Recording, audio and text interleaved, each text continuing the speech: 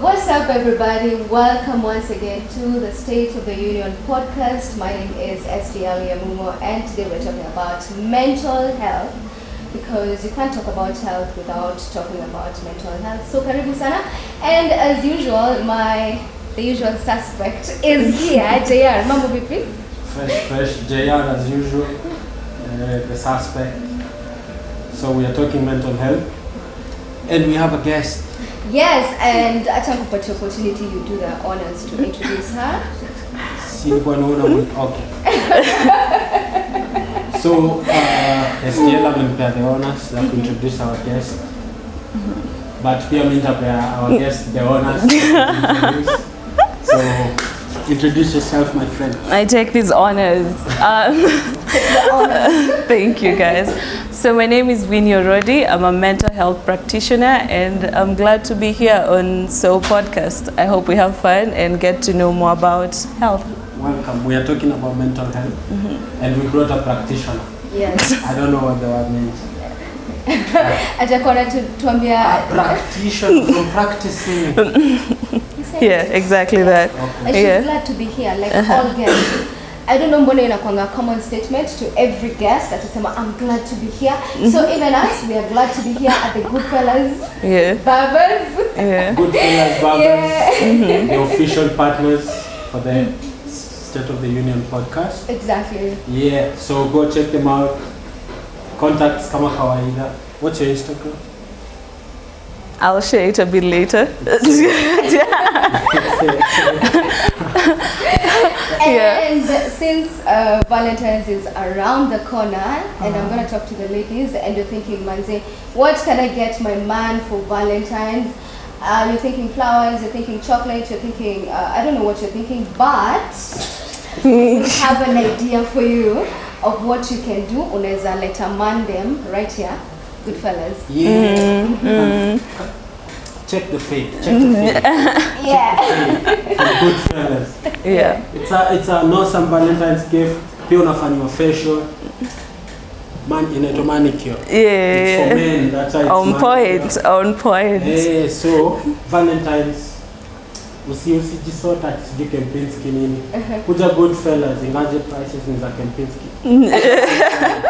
It's worth it, trust me, the experience. Very worth it. But let's dive in and talk about mental health. And over the last couple of weeks, something has been trending. Bullying has been trending. Toxic people, toxic work environments, imekuwa trend. And I'm thinking, okay, somehow place in your work, if it's not hospitable enough, it affects your mental health. So Winnie, I'm going to start with you. Okay, just jumping right in. The practitioner, the mental health practitioner. So ushekwa in a situation whereby maybe your workplace is toxic, ama ushekwa bullied by a workmate or whoever, maybe even a boss. Their boss were bullies.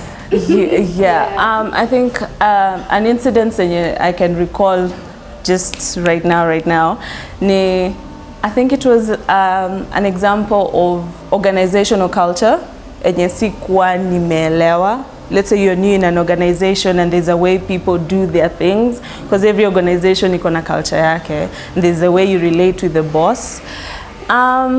And you constantly feel like the outsider, like it doesn't matter how much you do, it's always like it's not good enough, and almost feeling like now you have to turn into a cheerleader just to cope, or putting in extra hours. Yeah, so I think that's what comes to mind. Na nilikuwa, I think, doing my internship by then. And then you feel like conversations are coded, so you're just floating. Yeah. You think bullying is a bad thing? She thinks it's a bad thing. Why are you speaking for me? I mean, because we were talking before we got here, before the cameras came. And he thinks bullying is okay. Okay, let me hear your takes on that. Yeah, what do you think about bullying before I give my take? I asked the question. What do you think? What do I think about bullying? Then I give my. Can we start by defining it? How as a practitioner, how do you define it? This is not fair. I think it's not the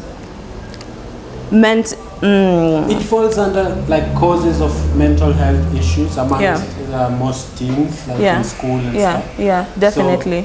How Yeah. do you define bullying? I feel like I've been thrown under the bus, but in that context, let's look at in high school, for instance, yeah, you find that students that are bullied constantly feel like they're outsiders, that like they don't fit into the system, or maybe they are smaller, or they're being picked on because of how they look like, or maybe their social class and things like that. So I would say, hey, please, I need your help when it comes to defining it, but I would define it as just feeling like an outsider in simple terms. I don't know. I would love to hear your definitions before we proceed, though. How would you define it personally? So yeah. for me, personally, Yeah. I don't know how to define it, but it's just like, okay, picking on other people, like, especially weaker people. Yeah. Like picking on weaker people. Yeah. Yeah. And the reason I don't think, okay, bullying, let's agree, like, bullying is not a good thing. Like, it shouldn't be encouraged for kids. Like, you shouldn't tell your kids to turn into a bully. But then the world has bullies. Yeah. And life bullies everyone. So I think instead of complaining about bullies, you should deal with bullies. Like, you can grow up just walking through life like it's a rose garden or something. Even in a rose garden, you will be pricked by stones, yeah. So deal with bullies and stop mourning and crying about it. You're being crybabies. I completely agree with you on that one. And how I would define bullies is just discriminating someone because they do not fit on a certain maybe mold, standard of maybe whatever standard you have, whether it's of beauty or class or whatever it is. Yeah. But I think that growing up, maybe we were not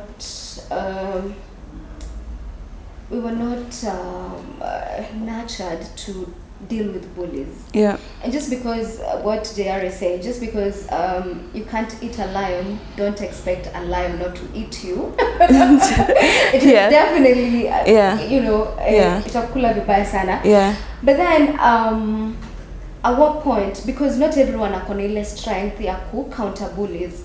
Not everyone akona ile, to stand up for themselves and say, you know what, I'm not gonna condone this kind of behavior. So how do you go about it?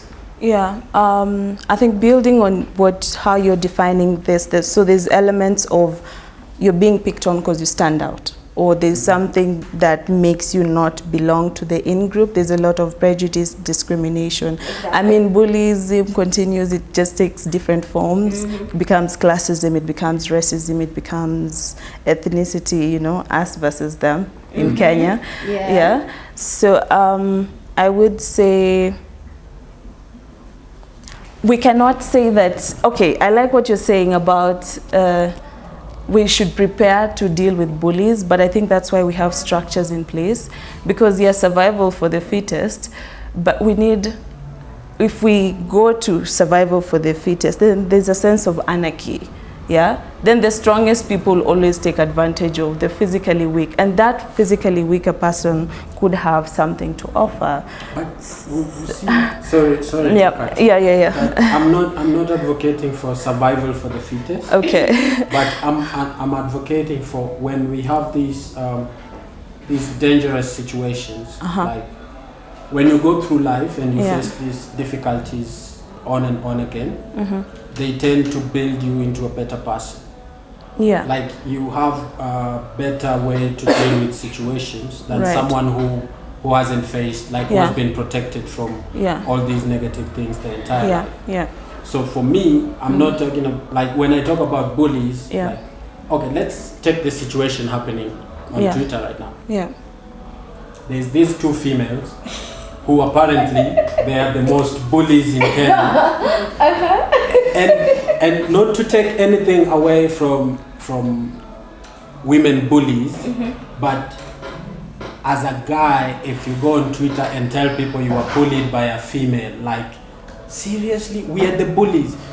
And now you're telling us a girl bullied you to an extent that she's apologizing for everyone she has ever bullied.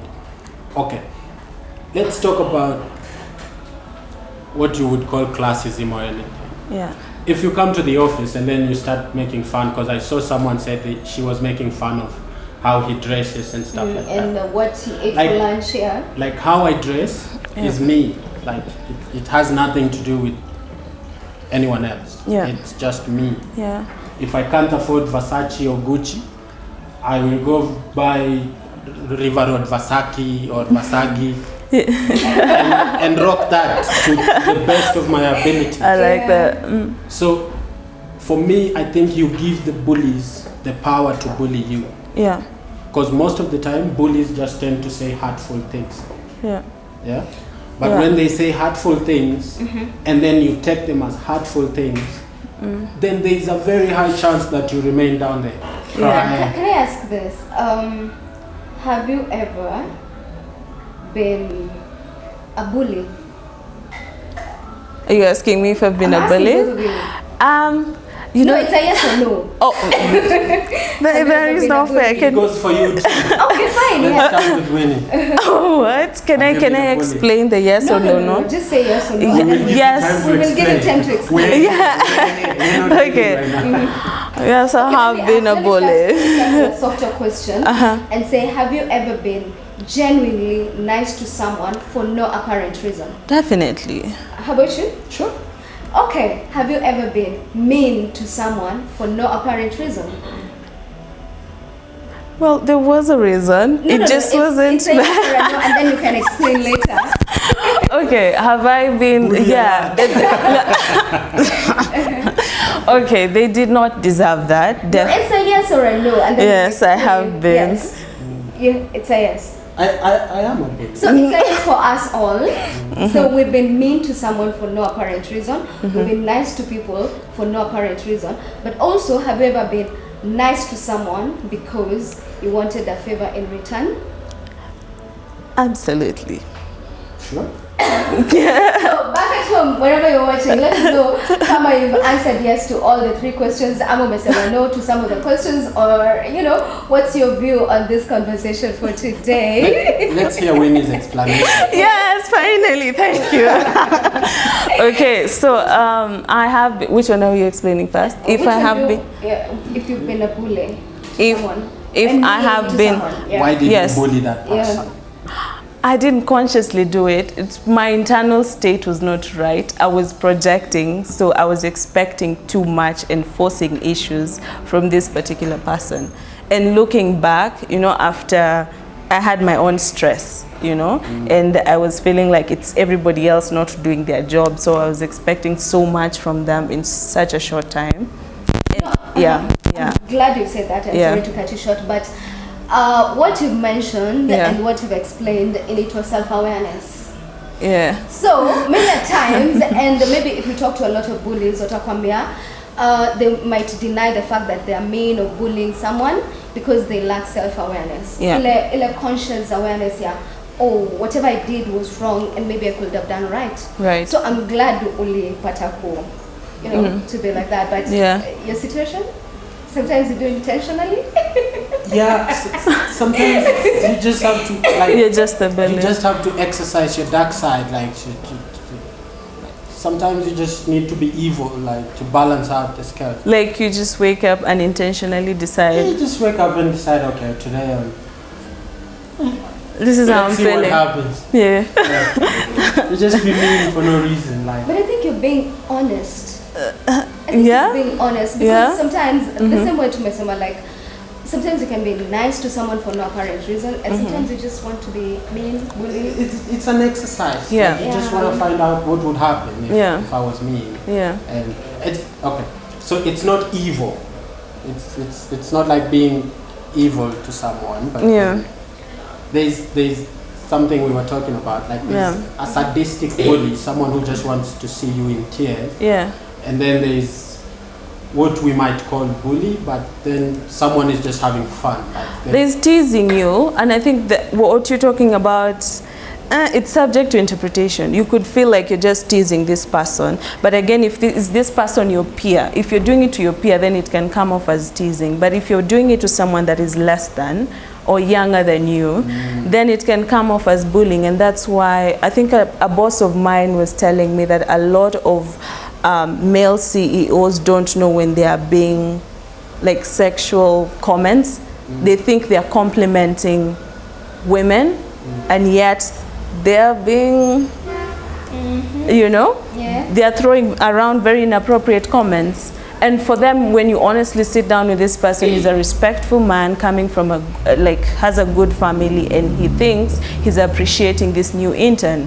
Yeah. But you see, that's what I'm talking about. Like sometimes someone is just having fun. Like there is no malice intended. Yeah. And they're just trying to have a good day. Yeah. Using you as a prop. Yeah. Something that they can use to have a good day. Yeah. Because I was watching some of the clips from one of the ladies accused of bullying.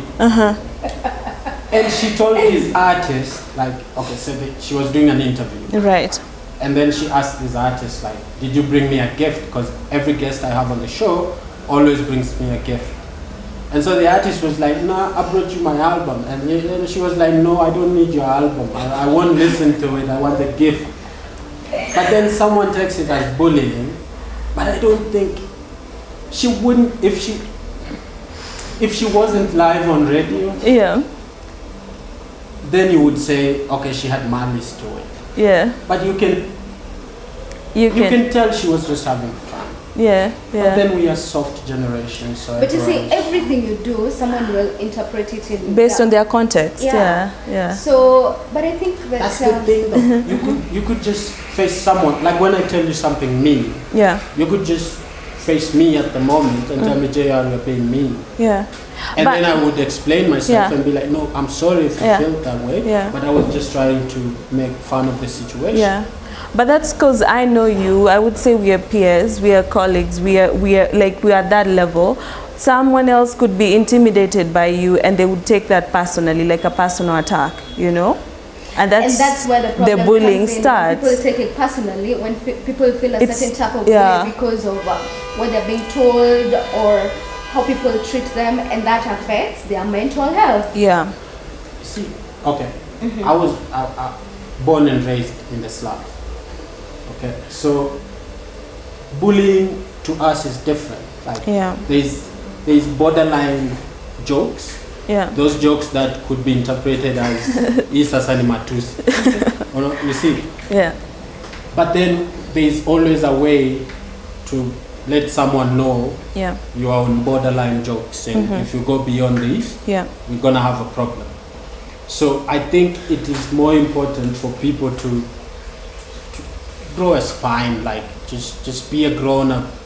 If you don't like jokes someone is making, can you just face them and tell them, yo, if you keep doing this, in a workplace environment, you haven't filed a complaint with HR and you're here on Twitter telling us you've been bullied. Like, come on. How much of a spine do you lack? Yeah. I mean, there's ways to deal with bullying at work, and that's why HR has policies and guidelines on how to express yourself and things like that. But again, in the streets out here, sometimes there's a lot of unwritten rules, things like you can't make fun of someone that is younger than you or like at a lesser state, or if you want to tease, maybe tease yourself and be the laughing stock. Don't make the other person be, unless you're cool like that. Those unwritten rules that people are not aware of, then they end up bullying without necessarily knowing that that's what they're doing. So, that's correct, and what goes on at the workplace is one of the instances whereby it may affect your mental health, but what other instances can affect someone's mental health? At work or broadly speaking? Work, just general. In life. In life, yeah. Wow, we'll be here the entire season, episode. What is this? We make sure to charge the battery. Okay, I mean, it's a lot of things. It's a lot of things. I mean, we're in a pandemic right now, yeah? It's January. It's the beginning of the year. A lot of things, like there's a lot of pressure to come up with resolutions, to come up with all these things. And then just stresses of life. It's quite broad. I don't know. Do we want to focus on a particular area, some of the stresses? Yeah? Like Okay, so Yeah. we have all these things happening. Yeah. And they are pressuring us. Right. But then we have this a select group of people, like in the past, like in December, I had like someone I grew up with, someone, I'm an old guy, so someone I watched grow up commit suicide. And so, like, what pushes someone to get to that extreme? Wow, Yeah. that's like an extreme case. Yeah, a lot of things get people there, and those who are able to get, there's some who live like a suicide note. Yeah, sometimes it's lifestyle.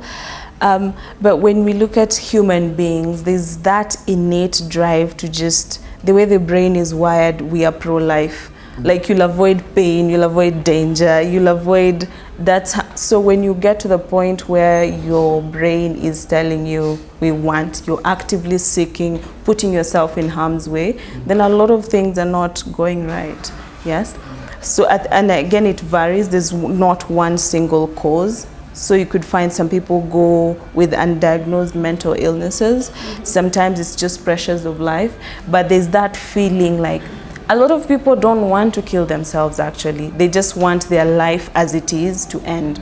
And they feel like it is just going, and this is the only way it can proceed. And the way it's going, the trajectory, is not what they want. So they want to stop that.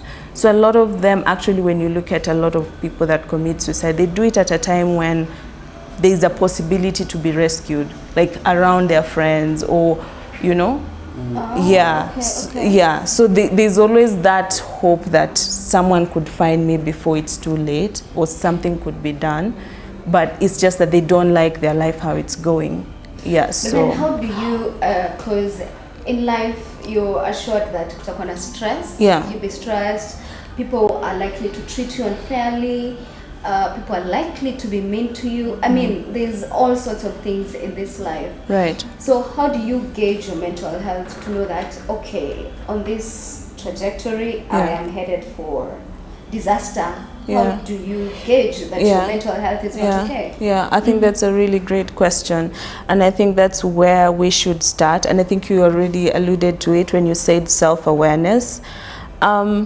A lot of us don't know the things that stress us, yeah? Because maybe even being in this context, I was losing my nerves just before we started, and you are also cool, like, yeah, let's do it. And I'm like, so what are we doing? I'm sweating, and, you know, so what are those things that stress you? And they vary from individual to individual. So it takes a lot of going within to know, what kind of family do I come from? What are the opportunities that are available to me? What are the things that are pushing me to the corner? So that when you're aware of those, and then you start to look out for, what are the symptoms? How do they present? Because stress, there are people who, when they're stressed, that's when they're performing at their most. And then the next thing you hear, this person who's won all these accolades, they end their lives, or they can't do it anymore, you know? While others, they have these behavioral changes, emotional, psychological, mental, spiritual. So again, the community around you can pick behavior changes. But even you start to notice things like, I'm so forgetful, I can't seem to remember, you know. I have tension in my back. You see, sometimes you see people doing this when it's, that report needs to go in, no, we just submit, you know. And then you start to feel like, if you listen in, your body tells you, yeah. Things like chronic headaches that never end, yeah. And a lot of our people in hospital getting all these painkillers and all these things are just really stressed, and they need to change their lifestyles and routines. But because we are not as self-aware, we miss the symptoms. Yeah. But so you see, I pride myself as a traditional African man. Okay. Okay. And as a traditional African, yeah, stress is not, like, stress is a new phenomenon. Like, we all know about mental fatigue and stuff like that, because we've gone to school and we've explored. But then as a traditional man, there are some things like that I shouldn't be going through, even though I'm going through them. I don't know if you understand. Like, as an African man, When you tell, like, when I tell my friends I'm depressed, like it would be like, even if I tell my friends I'm sick, like sick, malaria or anything, they'll be like, yeah, you'll be fine, drink some water, you'll be fine. There's a statement I read the other day on Facebook. Someone wrote that ati si stress uko nayo, tafuta pesa, you'll be fine. It's such things. So how do we turn our society? Because this conversation has been going on forever about mental health. Yeah. And we now see it more in the younger generation. People below their 30s, let's say 35 and below. People are getting more and more stressed. And people are getting more and more extreme. Yeah. So how do we start talking about this in a family context? Yeah. I think we do. We just didn't call it stress. I think we called it other things. Things like, okay, words like depression. There's clinical depression, and then there's that really feeling low, feeling blue, like, oh, you don't have the energy to get out and do anything, yeah? So, this is just my take on this, yeah? Please do not quote me, yeah?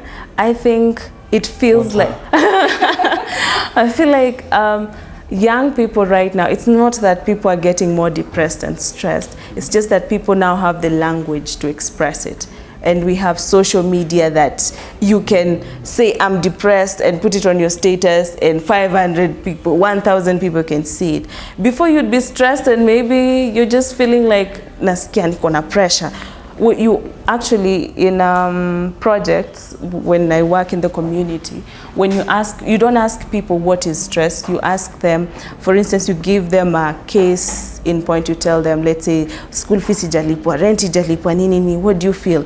A lot of them will not use stress. They will say, nasikia niko na pressure, nasikia tu, hata siezi lala. So it's the language. But now, right now, younger people have the language. They'll tell you that you're not holding the space for me to express myself. You know, that is language that older people will be like, what are you talking about? But also, social media is there to constantly remind you that someone else is doing better than you are. That's so true. you're living constantly comparing yourself to the success of other people. But social media is there for, okay, there's this cheeky meme that people share. Like, I'm not posting to flows. You're the one watching and jealous.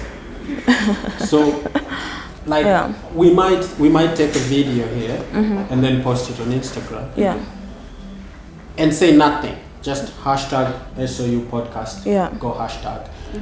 And say nothing about it. But then someone else will be like, oh, these guys are doing great. Like, they're doing awesome. That is you thinking about it. You haven't even DM'd me to ask, hey, are you guys doing awesome? But you see, the thing is, unfortunately, and this is the most unfortunate thing about life, Nyati, people will judge you in everything you do. People actually ask you, what do you do? They want to gauge the level of respect watakupea. People actually look at you, how you're dressed, and they're like, is it mtush, or did you buy at a shop, or they're trying to gauge your income ability. So people will judge you automatically in everything you do. Unfortunately. I like what you guys are talking about, and I think it goes back to the, you know, when you think you're teasing someone and someone else tells you you're actually bullying me, and you know, you're posting thinking, this is a work situation, this is what is happening, and someone else sits there and starts to feel like everyone else is doing so great, it's just me that is not. So we can't really control how people receive what we put out there, you know. Your responsibility is just to, like, shine your light, you know. Hopefully it inspires someone else to do the same. So when you are talking about social media and how it's a source of stress right now, a constant reminder that everybody else is doing, I think now the responsibility lies on the person consuming the information. You can't blame the people putting out the content, but you have the responsibility to look at this and ask yourself, okay, I've been on Instagram 1 hour a day, maybe 2 hours a day for the last 1 week, and this is how I'm feeling. I'm feeling a bit low, I'm feeling like I'm not motivated, I'm feeling like my work sucks. And then ask yourself, self-awareness. You know, take time to reflect. Yeah. Why am I feeling this low? Then you realize I've been consuming a lot of Instagram. Yeah. And maybe you go to TikTok and you're feeling uplifted, and you go to Twitter, and people are savage, and you're feeling like, okay, the world is a bit levelized. So knowing what is it that is feeding your stress and what is it that is somewhat elevating it, reducing it. Yeah. And actually, the truth of the matter is that no one is responsible to make you feel better. Yeah. There's something I learned last year that there's always, I think we go through life feeling that we are entitled to certain things. I'm entitled to be treated nice. I'm entitled to be complimented. Yeah. I'm entitled for my boss to give me a good salary. Yeah. Unfortunately, you're not entitled to anything. It is the unfortunate thing in life. Yeah, I agree. You are not entitled, and even for what you deserve, sometimes you may not get it. Yeah. Life owes you nothing. Yeah, yeah. Wow. Yeah.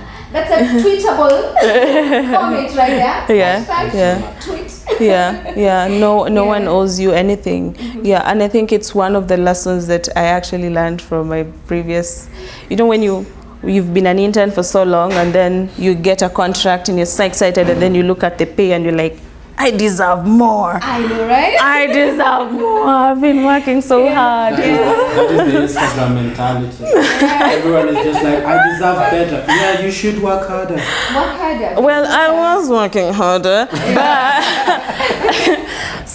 but the thing is, I called one of my, I think it's really important to have mentors, because sometimes you might reflect, and because that's all you know, it might feel like you're right.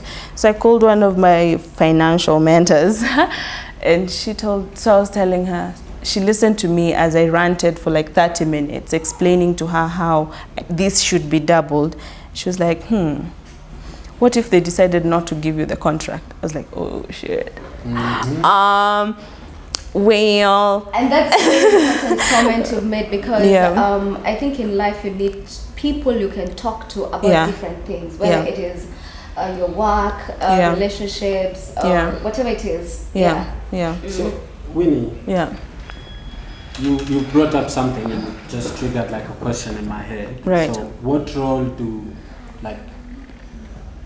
how huge a role do mentors play when it comes to mental health and like going through stress of life? I think mentors come in different forms and shapes and purposes, yeah? So when it comes to mental health, I find that peers tend to do a better job, because they are with you every day. I'm thinking mentors look at you maybe once in a while. They don't, some people they're not physical mentors. Okay, they're not physically in the same location, but they're people you can hit up. But when it comes to mental health, when you're asking about how do you tell that now you're stressed, a lot of the times it's from the people that you're constantly with. They'll be like, hey, na squeezy, you're putting zero effort in your dressing, or your energies, what's going on, because they can tell you're not as bubbly as you used to be, or you're sleeping more than, or you've gained or lost weight drastically, and sometimes you might miss the cues yourself, you miss the symptoms. So, but you can actually have a mentor for mental health. Personally, I don't have one, but because of my work, I do have supervisors. But I was thinking like in terms of, okay, let's say we don't just wake up and then we are stressed or depressed. True. It's always like a build-up, an accumulation of small things. Absolutely. So sometimes it's financial, sometimes maybe you lost a job or you're looking for a job. You've been looking for a job for 10 years. So, like, for me, I these people have been looking for jobs for 10 years. Come on. Okay, I'm sorry. I stand corrected. Like they're doing another job they don't like while looking for a job. Oh, yeah, okay. They like. Okay. So that's what I mean. Yeah. But it's okay if you've been looking for a job for 10 years. But you see, it's true. That's stressful in itself, because already, like, you're manifesting something, and you're not quite in the era of manifesting, trip to Diani, whatever. You're manifesting to get a job and you're not getting a job. So already you're stressed anyway. Yeah, but then that is where I like that is that. where mentors come in. Yeah. And for me, like I think the younger generation Yeah. doesn't like to listen to the older generation. Yeah. They feel like we have the internet, so we know everything. Yeah. So they don't feel like they can learn from experiences Yeah. of the older generation. So they Yeah. don't want to talk to them because they will be hit with a reality check. Yeah. Like, you're doing this wrong. Yeah. You are 23 years old and you're an alcoholic. There's something about you that is not right. And most people don't want to hear, like, most people don't want to stand in the mirror Yeah. and look at the real self. Yeah. Like, Yeah, absolutely. I mean, it's painful to be faced by hard facts, because a lot of times, even in my practice, people really know what's ailing them. They know the things that they are doing that is contributing to their stresses and to the funk that they're in. They do. So, like you're saying, and why a lot of people don't actually like to go for therapy and things like that, it's because you're forced to take responsibility, you know. The fact that you're going for counseling, it doesn't mean that you keep living without any sense of responsibility. Part of healing is owning up and living like a responsible person, and, you know, doing the things that you're supposed to do, showing up, which is monotonous and exhausting, you know. And there's a lot of resistance, like you're saying. We can't raise people without spines, but that means standing up and showing up and doing the things that are not, like eating that frog, you know the book? I like when you say responsibility. Yeah. That is a good term, and I think we need to tell more young people that they need to be responsible for their actions, for their reactions, Yeah. and even their thoughts. Like, because I don't think we preach enough responsibility nowadays. Because most of the, like, okay, most people are complaining like the younger generation is rotten. Yeah. But then the younger generation is being raised by a younger parent generation. Yeah. Like those children that will late have children are raising children without responsibility. And so you find that we have a generation that doesn't care about consequences. Yeah. A generation that doesn't understand that every action has a consequence. Yeah. And so you find like most people are depressed, most people are over drinking. Yeah. It's not bad to drink, but most people are over drinking. Like, if you look at our generation right now, you will find maybe 50 or 65% of 25-year-olds are alcoholics. Experimenting on alcohol and other things. I believe we need to wrap things up. This has been such an awesome conversation, and would love to hear from you. What are your views and what you think? Have you been, you know, had a situation where you had to deal with mental health, what you did, and all that? So I want your parting shot, and you mentioned something very important. So what do you do when you are stressed or when you feel you're a bit off? But also the importance of therapy, because therapy is another thing that people think it's not African. So that you go to talk to someone about your problems. So, and you've just met them. The ghetto. Anyway, I think I'd started to talk about it in terms of what do you do when you're stressed. That's what you asked, yeah? A lot of people do different things when they're stressed. First of all, it starts with asking yourself, what are those things that I do that are soothing to me? Because those are very different things for different people. There are people who like to listen to music and it just elevates them, yeah? And there are people who like taking walks, and there are people who like being in nature, and there are people who like you know, being here in a barbershop and getting their glow, you know? Self-care. Is that what was happening before we started the session? Yeah, so I think it really takes you sitting down with yourself and asking yourself, okay, Winnie, okay, JR, STL, what is it? What do I do that helps me calm down? And if you look back, you will know. even children know some kids suck their thumbs and it helps them calm down. So from a very young age, you can tell what are those things that soothe me, and start to cultivate those. Maybe look at, can I do this more intentionally every day? And then things like, what do I do that increases my stress? Sometimes it's that person that you're keeping around, they're constantly reminding you of, you're not here. Why are you still doing things like the people that are overly critical or overly negative? So the company that you keep could be your stressor. The work that you do could be your stressor. Then you ask yourself, this work and my sanity. You know, sometimes you have to, it comes to that. Yeah. Or looking at it, can I do it differently? If going to work in the afternoon drives me crazy because I have to sit in traffic and things like that, what can I do differently? So work with who you are. There's no one size fits all.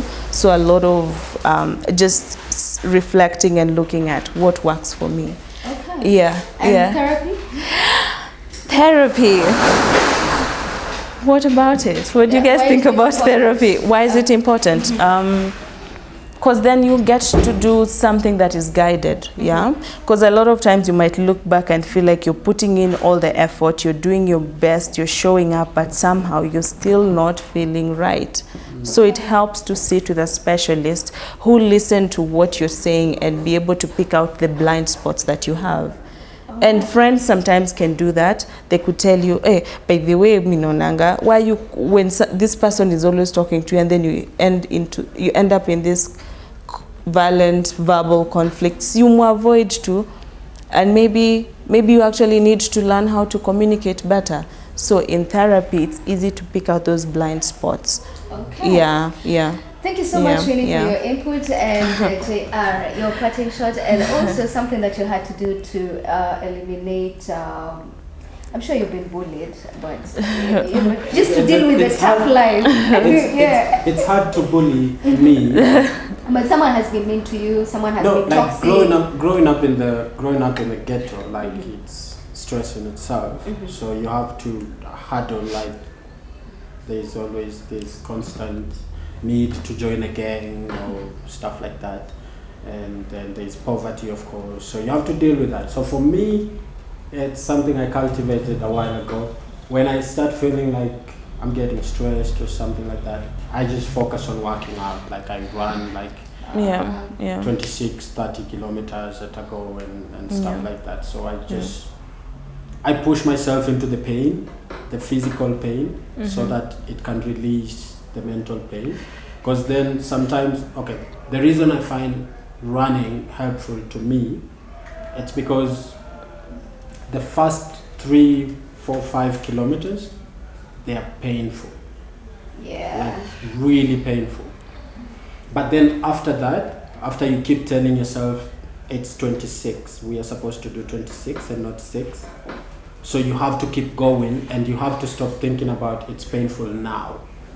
And put it in the background and focus on running.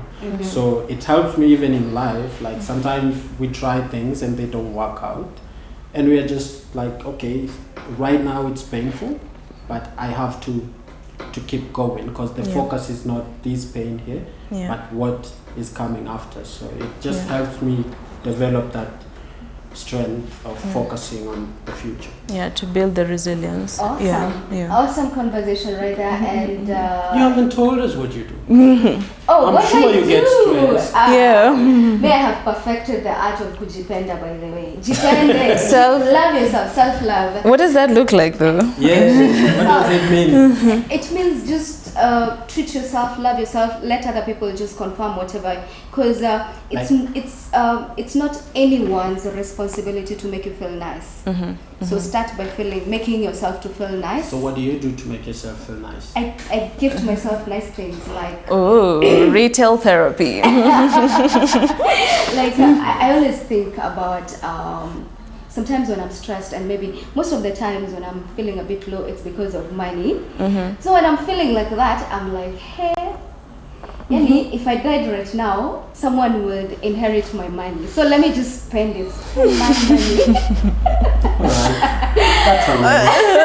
Yeah. That's one way to do it. We accept it. We accept it. Yeah, retail therapy. We see And I you. have a sweet tooth. Ice cream and stuff. Yeah. Yeah. Thank you so much for tuning in. Thank you for subscribing. Yes, come on, just subscribe. It's that time to subscribe. And if you like the conversation, give it a thumbs up. We're now available on all streaming platforms, Spotify, Kila Mahali, and you just check us out on the State of the Union podcast. I am SDL Yamumo. Winnie Orodi. And also thank you to Winnie for showing up. Oh, thanks for having She's me. a good friend of mine, so thanks Oh, for honoring the invite. thank you for having me. We are glad you are here. Yeah, I had Since you so said much you're fun. glad to be here. And thanks to the Goodfellas Barbershop, as always, our official partners. They gave us the venue. Check them out. Their number is always somewhere down here, and their Instagram. Call them, book an appointment, and enjoy life. I've been JR. This is State of the Union podcast. Peace out.